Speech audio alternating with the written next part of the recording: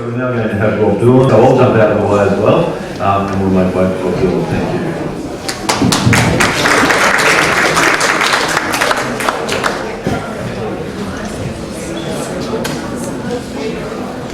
It's a privilege to be here with all of you. At the beginning of the 1980s, in 1983, we were building the first roads on the property at Wine we found where we planned to have a small multiple occupancy. And I was working as a strategic planner at Byron Shire Council, starting to put together the planning direction for the next few decades in Byron. And I had a small consultancy with like-minded individuals called Sustainable Settlement Planners, who were hired by the Land Commission of New South Wales under the idea of the Frank Walker, the Minister for Housing at the time, who had the idea of the state government sponsoring and building multiple occupancies for people for affordable housing. So we did the feasibility study and showed how it could work, and Landcom bought a property at Wadeville in Kyogle Shire. It was very controversial, as you might imagine, and the property was bought, but alas, the project didn't proceed. Oh, and also in 1983, I attended the 10-year anniversary of the Aquarius Festival. So Sustainable Settlement Planners were also commissioned with the University of Sydney and others to prepare a manual to guide councils and would-be communities how to establish a multiple occupancy.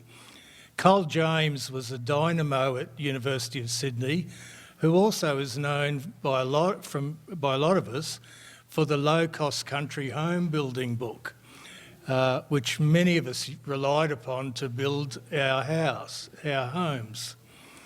Meanwhile, in Byron Shire, I liaised on behalf of council with some of the first multiple occupancies at Maynarm, working towards ways of making them legal. I seem to remember some sort of amnesty being involved. Paul Lander, the then Minister for Planning, had stepped in to allow for the legitimisation of some existing multiple occupancies. In 1988, State Environmental Planning Policy 15 was introduced by Bob Carr. Essentially, a state environmental planning policy can override council planning rules. In this case, it made it possible for communities to lodge applications to council for MOs, even if the council was anti-MO. The next coalition government repealed the state policy, and then the next Labor government reintroduced it, but changed the name to Rural Land Sharing Community. Throughout the next 15 years or so, I worked extensively with Peter Hamilton and Dave Lambert with PANCOM, basically based in Nimbin, and PANCOM was the community lobby and policy group. And working for some 100 or more MOs and CTs, we managed to avoid having to go to the Land Environment Court, other than on one occasion with a multiple occupancy application at the Shannon, where Peter Hamilton and Dave Lambert from PANCOM, we won the case decisively. In Byron Shire, the 1998 Rural Settlement Strategy was groundbreaking in the sense that new rural settlement had to be either multiple occupancy or community title, which turned out to be a two-edged sword. From the strategy came the concept of MO to CT, whereby existing MOs could convert to community title. There were pros and cons of this process for individual MO shareholders, the MO community itself, the wider community, and also councils. In Byron, the community lobby and policy group for MOs that wanted to convert to community title was the RLCA, the Rural Land Sharing Community Association. in which Chris Anderson, Christabel Munson, Suresh Osborne, Paul Jamieson formed the core, with myself providing planning guidance. Some 18 of the some 36 multiple occupancies in Byron converted. Just as an aside, the RLCA in 2023 just recently rebirthed itself to be the NRIC, which is the Northern Rivers Intentional Community Organisation. Lismore Council in recent years amended their LEP to allow for existing MOs to convert to community title. I think only a couple have done so for a variety of reasons. Although there was some controversy about using the community title legislation for intentional communities, such legislation solves some of the biggest challenges that MOs have experienced, such as being able to borrow funds to buy a share or build a house, and also aspects of enforcing community rules. Watching the experience of using community titles in Byron Shire, one can imagine ways that would result in more legitimate community-based models that benefit from the advantages of using community title legislation. In today's housing crisis in our region, it is worthwhile to reflect on the significant contribution at very little public cost that intentional communities, mainly multiple occupancies, have contributed to housing people. With, say, 150 to 200 such communities in the region, this probably equates to some 1,500 or 2,000 homes. This community movement in the Northern Rivers, with its 5 decades of lived experience, has much to offer. The remainder of my talk attempts to scope out some issues for the future of intentional communities. Firstly, for established local communities. For established local communities, I have a couple of topics I wanted to raise that I consider to be relevant issues common to many communities, and ones that maybe a community lobby group could advance on behalf of communities rather than each community try to reinvent the wheel, somewhat like the role of PANCOM and RLCA played in earlier years. There may well be other important issues than these three. First issue, succession plans and renewal. Firstly, many communities are decades old with a turnover of shareholders occurring. This process offers great opportunities, but also can be perceived as creating threats. It raises issues such as tax implications, having up-to-date documentation, and maintaining the founding values of the community. Second issue, building greater resilience for natural disaster threats.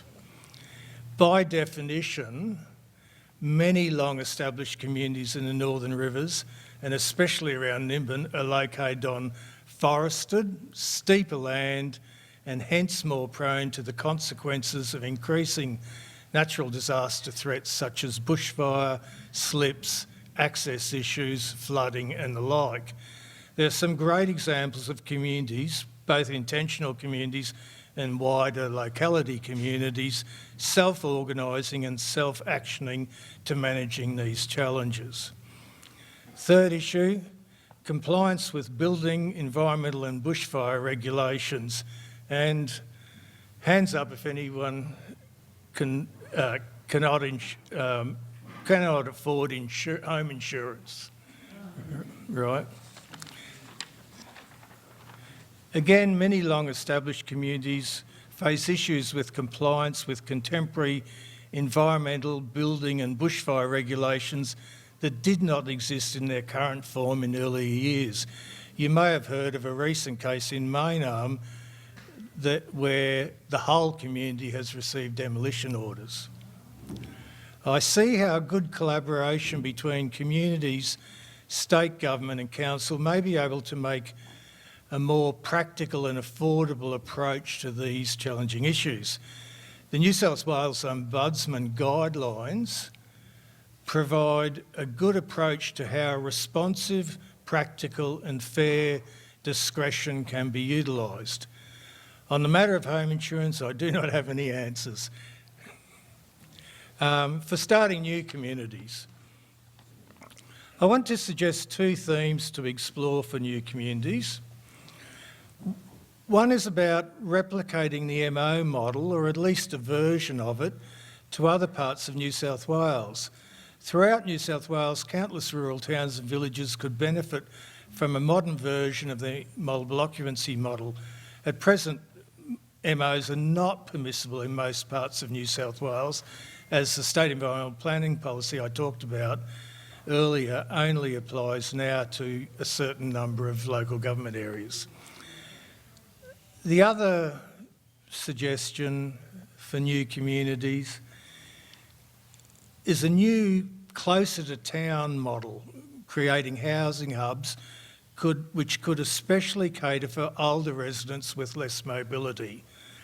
I envisage small villages with walkable neighbourhoods on a wide variety of housing types, both in tenure, both in size and both in affordability, all with high environmental performance. The villages would have associated local food growing and village centres for work, play and services. The lived experience of 50 years of intentional communities within the region bring valuable insights into alternative ownership and management models. The new closer to town model could be a hybrid model combining the positive aspects of MOs with the housing opportunities within, for example, updated manufactured home park legislation. As a housing delivery vehicle, manufactured home legislation offers great advantages in relation to less planning approvals, timing, costs and overcoming construction phase challenges. With upgrades to the legislation, such as for management structures and application of more contemporary design, manufactured home estates are well placed to become a more widely used model. Some principles that may be the foundation for a new model could include not developer-led. There's examples of how that can be enforced, which I can go into if anyone's interested. Another principle could be any uplift in value is retained or partly retained by the housing equity remaining in the village. Another principle, recognising the cost of home living is not just the capital cost of the build, but also the ongoing energy, transport, food, services and other costs. And these ongoing costs of living should be addressed in the model. Last principle, using alternative property ownership and management models, likely like rental co-ops, multiple occupancy and community title, can create places that are more affordable and less insular, allowing for a more diverse range of people to live in a community. And finally, a message to our greatly revered local member and Minister for the North Coast.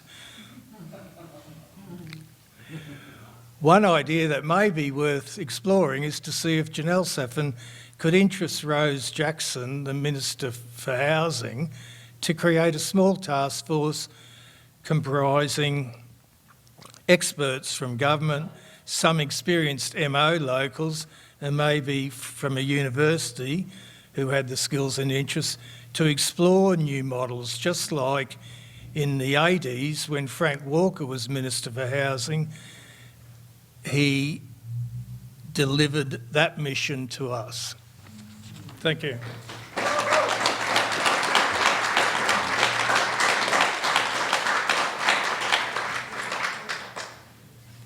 we've got a couple of questions. Where's the... Hi. Hi, Rob. Rob and I worked 83, wasn't it? Yeah. We worked on submissions to the state government that led to the SEP 15. Exactly. Yeah, the Rural Resettlement Task Force. Yeah.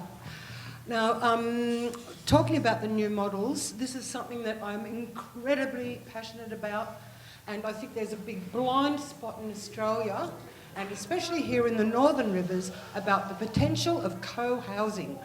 I have consulted on co-housing projects. I have taught people how to set up co-housing projects around the world.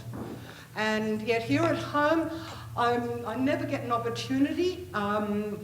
I'm not a person that pushes myself, but I think we really need to come together and have some serious kinds of conversations about co-housing and how we can sort of start to get more urban, peri-urban, sustainable communities that go cradle to grave in terms of, you know, intergenerational equity and yeah, there's a whole heap of stuff there. So I just really wanted to thank you, Rob, for flagging that, and let's give it a name, co-housing, and let's start talking about it.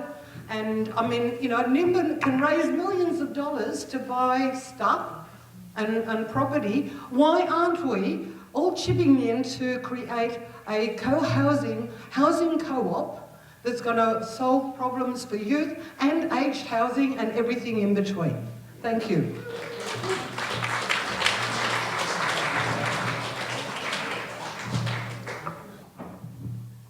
Yes, hello. I'm Brian Forbes, builder and inventor. I've been building houses. I started when I was 14, so it's 60 years. And I'm a poet and inventor. I was in the ABC New Inventors with my method of building yurts, which is to build them on a carousel and therefore build them quicker and safer. And I've had a long interest in co-housing. I built one complex up in Mount Tamborine, which was a large yurt split into 3. I've since designed and built the prototype of a housing, a yurt which comprises 4 units. It's mainly for older people and it's specifically for co-housing, exactly what you were speaking about earlier. And I believe, having studied it, that that is an essential move to replicate what is done overseas. And being a Kiwi, I can tell you that Auckland did a lot with infill housing to reverse their critical shortage of housing. And what people need to understand is that design is very important. If you look at the history of invention, there have been great strides by designers like the Model T, the BMC Mini, the wheelie suitcase, the shipping container, all those things. And what the spin lift does, it means you can build the yurt 4 units to lock-up stage in less than a fortnight. And I have done the prototype. It's up in Nimbin, and it's available for viewing. So if anybody wanted to have a look at it, they are welcome to. I've discussed it with the owner, and it's now at lock-up stage. And they could see how this problem could be addressed. So I've got details here, brochures to take away, and I'd be very keen to talk to anybody, particularly for older women's housing, because currently I'm a carer for an 85-year-old lady, and I can see that by having a co-op with, say, a small percentage of older people, the younger ones can take care of the older ones and live a better life. Okay.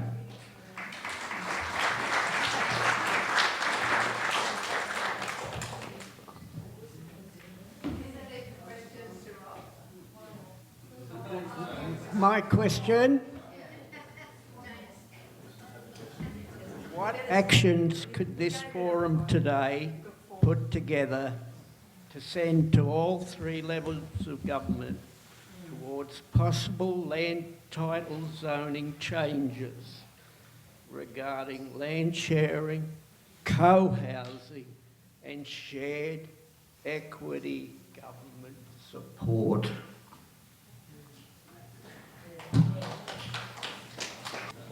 Can I ask a question?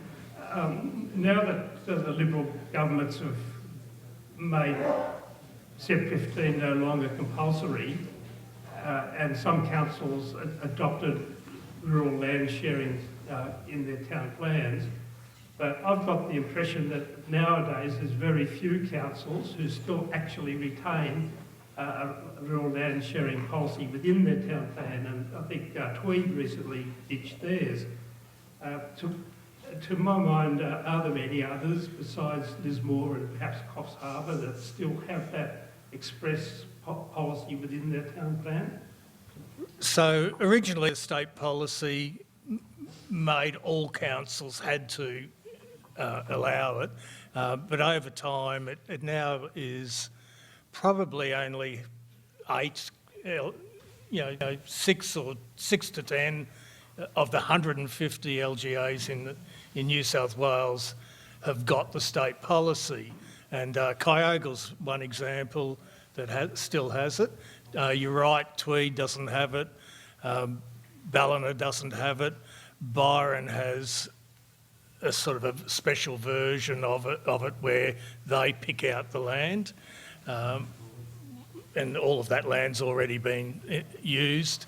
So essentially, what Paul, when they first introduced it, where there was great choice all over the state, now it's very, very restricted, and it's got to the stage with the housing crisis, and it's got to the stage with so many, probably hundreds of villages and towns in New South Wales would now be open to a modern version of it, is my belief.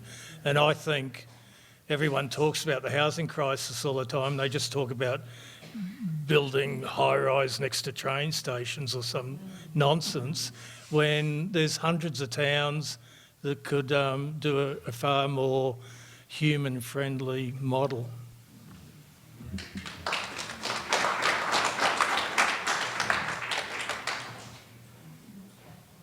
Hi, Ross. I just will flag here that I think Lismore Council's about to review the policy and probably get rid of it, given the flavour of the council. So I think it's something that people would need to be really aware of. It was in the business paper for the last meeting, and it got postponed because their meetings go for so long. I wanted to ask you actually something else. We have a big, what I would call probably a houseless problem here. You know, there are maybe 50 people sleeping around. We had a meeting last week between council and the police as to how it could be addressed. The issue is providing land that, you know, people can move on to, be housed in whatever form they want. The issue around Nimbin is land affordability. So the land is now so expensive that, to my mind, it's actually prohibitive for many people wanting to do a land sharing community, because you can't borrow money to do that unless the entity, the legal structure that you have does it.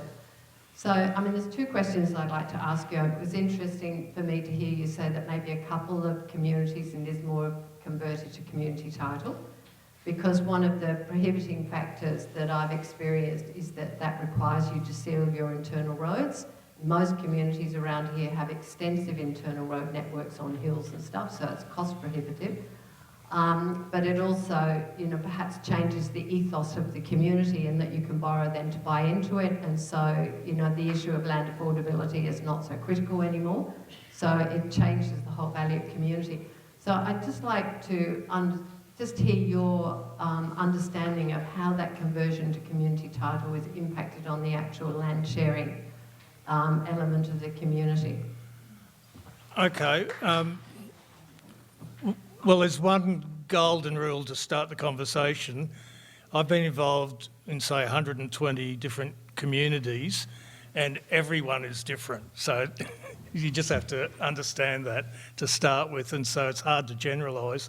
But watching the conversion process in Byron, half of the MOs did it and half didn't. And the ones that were in steeper forested land, which would have struggled in terms of meeting the rules and costs to do, for example, widen the roads, and seal them, didn't go ahead, and other communities were better placed in terms of land topography and being able to afford things that they did it.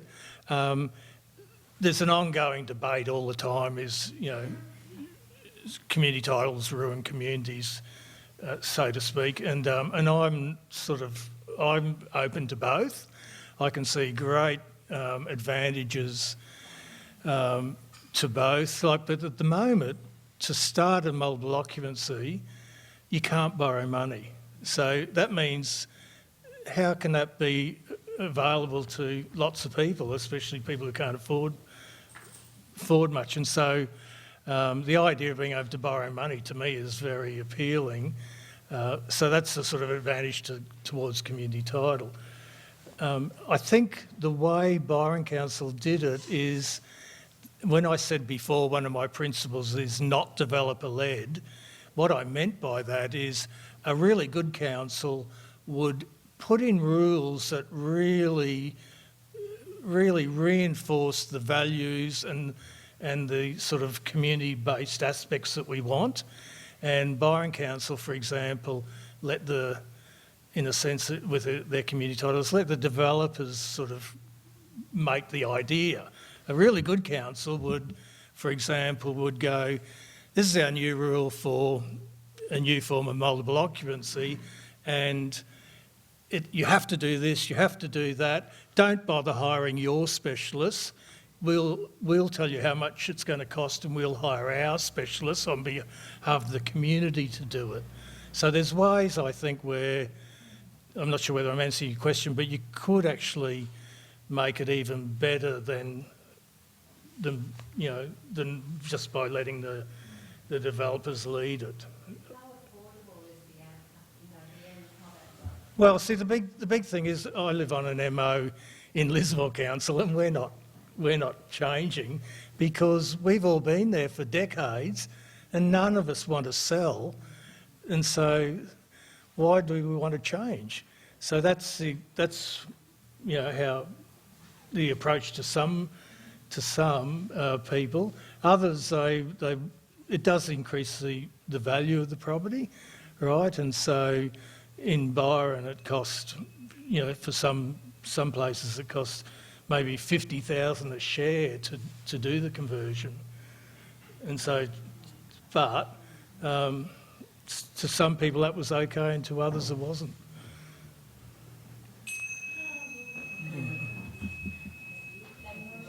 Thank you. Yeah.